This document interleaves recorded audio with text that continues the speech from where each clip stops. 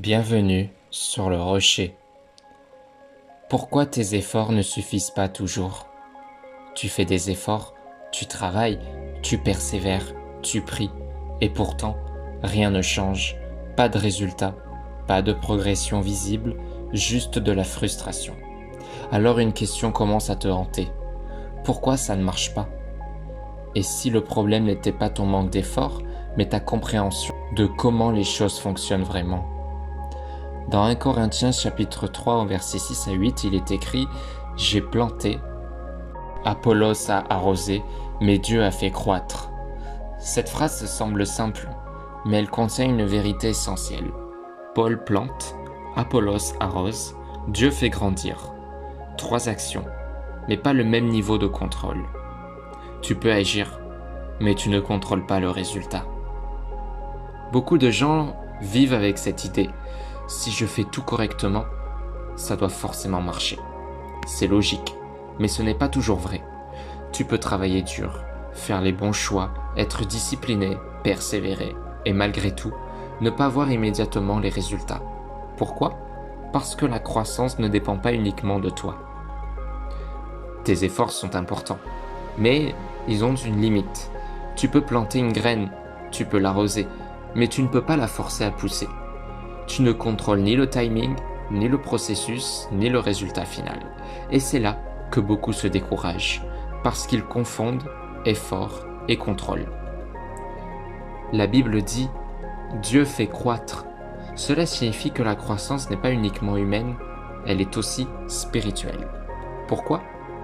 Pour éviter l'orgueil. Si tout dépendait de toi, tu penserais être la source de tout. Pour développer ta foi, quand tu ne vois pas de résultat, tu dois continuer sans preuve visible et c'est là que la foi grandit. Pour t'apprendre la patience, la croissance prend du temps, toujours, mais dans un monde instantané, c'est difficile à accepter.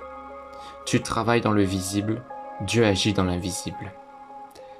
Dans ce message, Paul parle aussi d'Apollos, 2 personnes, 2 rôles différents. L'un plante, l'autre arrose. Mais aucun n'est supérieur. Et pourtant, aujourd'hui, beaucoup se comparent. Pourquoi lui réussit et pas moi? Pourquoi ça avance plus vite chez les autres?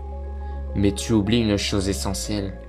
Tu n'es pas le même rôle, tu n'as pas le même timing, tu n'as pas le même chemin. Parfois, tu crois que rien ne se passe, mais en réalité, quelque chose est en train de se construire en profondeur, en silence.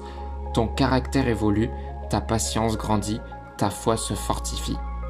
Mais comme c'est invisible, tu penses que c'est inutile. Une graine sous la terre ne semble rien faire, mais c'est là que tout commence. Peut-être que tu te poses la mauvaise question. Au lieu de demander « Pourquoi ça ne marche pas ?», essaye plutôt « Suis-je fidèle dans ce que je dois faire ?»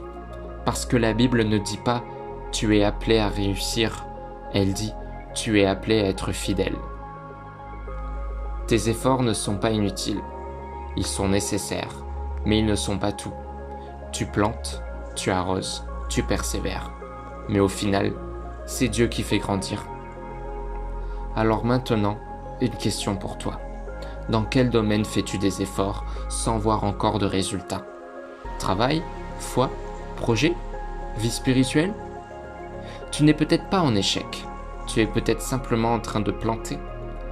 Ici sur le rocher, on parle de ces vérités profondes que peu de gens expliquent. Abonne-toi pour fortifier ta foi et ta vision chaque jour. À très vite sur le rocher. Prends soin de toi.